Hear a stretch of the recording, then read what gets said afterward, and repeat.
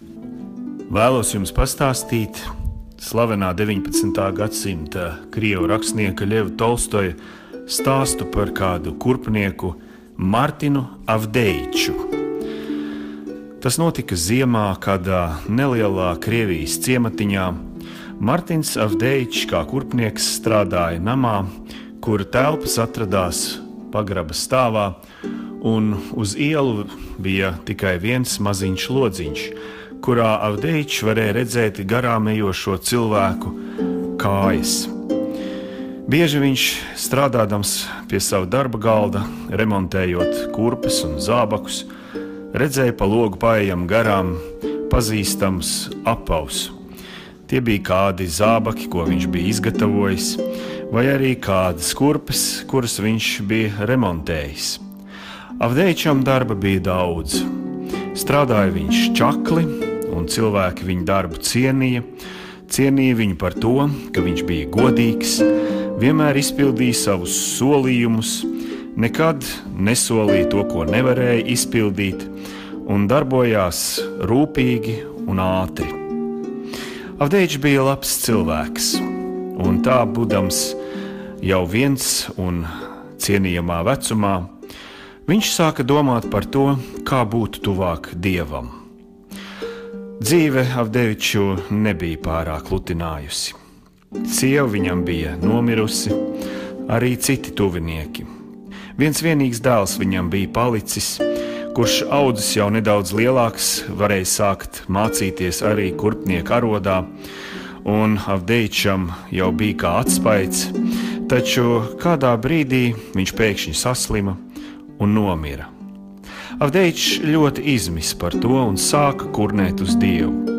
Bieži viņš lūdza, lai Dievs ļauj viņam nomirt, un viņš arī pārstāja iet uz baznīcu. Reiz pie viņa ienāca kāds vecs paziņa no kaimiņu ciemata, vīrs gados ap 80, un sāka runāties. Avdeičs sāka žēloties. Pat dzīvot vairs negribas, to vien lūdzu Dievam kā ātrāk nomirt. Slikti tu runā, Martin, nedrīkst tā Dieva darbus tiesāt. Dēlam tavam Dievs spriedzis nomirt, bet tev dzīvot, tā ir labāk. Bet izmisis esi tāpēc, ka tikai savam priekam dzīvot gribi. Bet kam tad vēl man dzīvot? Dzīvot, Avdeič, vajag Dievam. Viņš tev dod dzīvību, viņam arī dzīvo. Kad viņam dzīvosi, vairs nemaz negribēsi žēloties. Iekritā Avdeičam sirdī šie vārdi. Nopirka viņš jauno derību, sāka lasīt, sāka saprast, un ar laiku tiešām palika sirdī vieglāk. Vairs nekurnēja pret Dievu. Pa dienu strādāja, vakarā lasīja, un viņš lasīja jauno derību un šos stāstus, Jēzus vārdus, kas iesit pa vienu vaigu, pagriez tam otru vaigu, un kā gribat, lai jums dara, tā dariet arī jūs citiem. Lasīja un domāja. Reiz viņam iznāca lasīt stāstu par to, kā kungs Jēzus viesojās farizējas Sīmaņa namā, un tam kāda grēciniece svaidīja kājas ar eļļu, mazgāja tās ar asarām un slaucīja ar saviem matiem.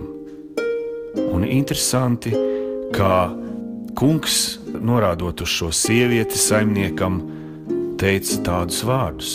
Redzi šo sievu, tu man ūdeni kājas mazgāt nedevi, bet viņa tās mazgā ar asarām. Tu mani neskūpstīji, bet viņa nebeidz skūpstīt manas kājas. Tu mani ar eļļu nesvaidīji, bet viņa ar eļļu svaidīja manas kājas. Ūdeni nedeva, neskūpstīja, ar eļļu nesvaidīja, domāja Avdeičs. Arī es tāds esmu, par sevi tikai domāju. Un kā būtu, ja nu pie manis atnāktu kungs, vai es arī tā darītu? Es droši vien tā nedarītu. Tajā vakarā Avdeičs iemiga, un pēkšņi sapnī viņš dzirdēja balsi. Mārtiņ, Mārtiņ, rīt es pie tevis atnākšu. Avdeičs pamodās, izberzēja acis, bet istabā neviena nebija. Tas bija dīvains sapnis. Pats kungs viņam solīja atnākt ciemos. Nākamajā dienā Avdeičs strādāja, bet šo sapni nekādi nevarēja aizmirst. Un tā Avdeičs sēdēja pie sava darba galda un skatījās laukā pa logu uz tiem, kas staigā garām. Savāds nemieris bija viņa sirdī, viņš gaidīja ciemos kungu Jēzu. Bet visi, kas gāja garām logam, visi bija zināmi, pazīstami, apavi, zābaki un kurpes. Un kad kāds svešs pēkšņi garām gāja, viņš piecēlās no galda un paliecās, lai labāk caur loga sānu redzētu cilvēka seju, bet tas neizrādījās kungs. Lūk, pēc kāda mirkļa pagāja logam garām sētnieks, jaunos, skaistos zābakos, un sāka darboties ap sniegu. Pēc brīža viņam pievienojās vecais Stepanovičs. Viņam norīkots kā palīgs, jau vīrs gados, diezgan trūcīgs, noplukušos vaļinkos, un tā viņš tur strādāja. Laiku pa laikam Avdeičs atkal paraudzījās pa logu, kā veicās abiem strādniekiem ap sniega šķūrēšanu, un redz, ka Stepaničs atspiedies pret sienu, tā kā atpūšās, tā kā rokas berzē. Mocās vecais, nodomāja Avdeičs. Jāieaicina iekšā. Tad viņš atvēra durvis un sauca: Hei, Stepanovičs, nāc iekšā, sasildīsies, iedzers kādu siltu tēju. Un tā Stepanovičs ienāca pie viņa mājās un sēdēja pie galda. No samavāra ielēja viņam tēju, un abi dzēra tēju siltu, iekoda kādu riecienu maizes. Bet Stepaničs redz, kā Avdeičs laiku pa laikam atkal paskatās uz logu. Ko tu skaties uz logu? Kādu gaidi? Un Avdeičs izstāstīja Stepaničam savu stāstu. Pastāstīja par sapni, pastāstīja par kungu Jēzu, kuru sapnī bija redzējis. Stepaničs pat apraudājās to klausoties.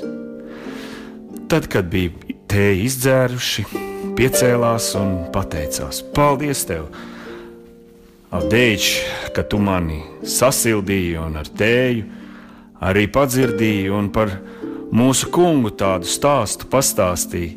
Dvēseli un miesu man pabaroji. Paldies tev! Avdeičs atkal palika viens, sēž pie sava galda, strādā tālāk un gaida tālāk Kristu. Pēc brīža nāk kāda sieviete gar logu, ar bērnu uz rokām, bet tāda sveša, nepazīstama, vasaras drēbēs ģērbusies, nosalusi, atspiedusies arī pie sienas, pie Avdeiča nama durvīm, auklē bērnu un skatās izmisusi apkārt. Kaut kas nav kārtībā. Avdeičs atver durvis un aicina sievieti iekšā. Mīļā meitene, nāc iekšā, ko tad tu tādās nepiemērotās drēbēs tik augstā laikā un bērns tik plāni saģērbts? Kas tev noticis? Nāc iekšā, apsēdies pie galda, sasildies. Sieviete bija acīm redzama arī izsalkusi, arī bērns izskatījās novārdzis. Avdeičs izvilka savu rīta brokastu putru, nolika uz galda un aicināja sievietei paēst. Viņš paņēma arī no viņas mazo bērniņu un ietinu viņu siltākā sedziņā, un kamēr viņa ēda, to auklēja. Sieviete sāka stāstīt, ka viņas vīrs ir karavīrs, pirms 8 mēnešiem aizsaukts karā, un joprojām nav nekādas ziņas par viņu dzirdējusi. Kad viņai piedzima bērniņš, viņa strādājusi virtuvē par ķēkšu un nav varējuši darba devēji viņai dot vairs darbu, jo jāauklē mazais bērns. Tā nu viņa palikusi bez darba un staigā apkārt pa ciematiem darbu meklēdama. Visu nu jau pārdevusi, lai varētu izdzīvot, un pavisam jau ir trūkumā nonākusi, bet neko nav atradusi. Avdeičs viņu pabaroja, iedeva viņai savu veco mēteli, lai viņai būtu siltāk, izvilka no gultapakšas kādu koferi un atrada tajā vēl apģērbu arī mazajam bērniņam, kur bērniņu ietīt, un pavadīja sievieti atkal doties tālāk. Palika atkal viens un gaidīja atkal Jēzu ciemos nākam. Laikam šovakar neatnāks, kļūst jau uz vakaru pusi. Te pēkšņi skatās, pa ielu iet kāda večiņa ar ābolu maisu, nāk no tirgus. Acīm redzot, tirgojusi ābolus tirgū, bet viss nav iztirgojusi un dodās jau uz māju pusi. Nasta viņai pa smagu un mēģināt pārmest maisu uz otru plecu, kaut kā paslīd kāja un maiss nokrīt zemē, un visi āboli izripo pa ielu. Turpat garām skrien kāds jauns puika un paķer vienu no āboliem, grib skriet tālāk, bet večiņa veikli saķer viņu aiz apkakles un ieķerās tā, ka nevar vairs izrauties puika. Paslīd viņš uz sniega un nogāžās zemē, bet večiņa viņu tur. Puika bļauj un spārdās, bet večiņa ieķerās viņam ar abām rokām matos, noķērus viņu un nelaiž vaļā, kliedz zāglī, ķeriet zāglī. Sākās liela kliekšana un brēkšana, puika mēģina izrauties, bet večiņa ir ieķērusies un cenšas vēl viņam iesist. Avdeičs izskrien ārā un saka: mīļā vecmāmiņa, atlaid viņu, piedod viņam, es viņam tā piedošu, ilgi viņš neaizmirsīs. Avdeičs sāka večiņu pierunāt.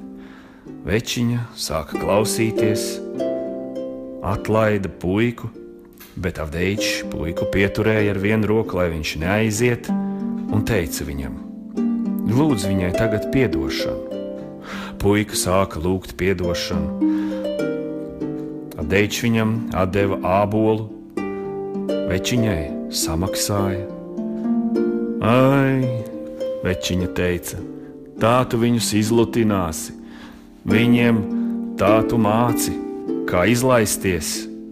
Viņam vajadzēja tā sadot, ka viņš 7 dienas nevarētu apsēsties. Pēc cilvēka prāta tā jādara, bet pēc Dieva prāta jāpiedod. Ja jau āpola dēļ jāper, kas tad mums būtu jādara cilvēka grēku dēļ? Avdeičs teica. Večiņa palika domīga. Un tā viņš izstāstīja abiem, gan večiņai, gan puisītim, par to, kā Jēzus mācīja piedot nevis 7 reizes, bet 70 reiz 7 reizes. Kad večiņa jau gribēja doties tālāk prom, puisis teica: es jums palīdzēšu, un viņš salasīja visus izbirušos ābolus un, paņēmis tos sev uz pleca, devās kopā ar večiņu tālāk projām. Avdeičs noskatījās viņiem abiem pakaļ, kā viņi kaut ko runādamies aizgāja pa ielu prom. Vakars jau bija pienācis, Avdeičs atgriezās savā namā, bet Jēzu tā arī nesagaidīja. Viņš apsēdās skumi pie sava rakstām galda, pie sava darba galda, lai atkal lasītu vakarā Bībeli. Bet šajā reizē viņam Bībele neatvērās tai vietā, kur viņš bija beidzis lasīt pagājušā reizē, bet viņam atvērās Mateja evaņģēlija 25. nodaļa. Un tā, skatoties uz šiem burtiem, viņu atkal pēkšņi sauca tā pati balss, kas sapnī: Mārtiņ, Mārtiņ, vai tu mani nepazini? Es biju pie tevis šodien 3 reizes. Izbrīnā nespēdams pakustēties, Avdeičs skatījās uz atvērto Bībeli, un tur Mateja 25. nodaļas 35. pantā rakstīti šie vārdi: Es biju izsalcis, un jūs devāt man ēst. Es biju izslāpis, un jūs devāt man dzert. Es biju svešinieks, un jūs mani uzņēmāt. Visu, ko jūs esat darījuši vienam no šiem vismazākajiem, jūs esat man darījuši. Un tā Avdeičs saprata, ka Jēzus sapnī nebija melojis, bet tiešām bija pie viņa šajā dienā ciemojies.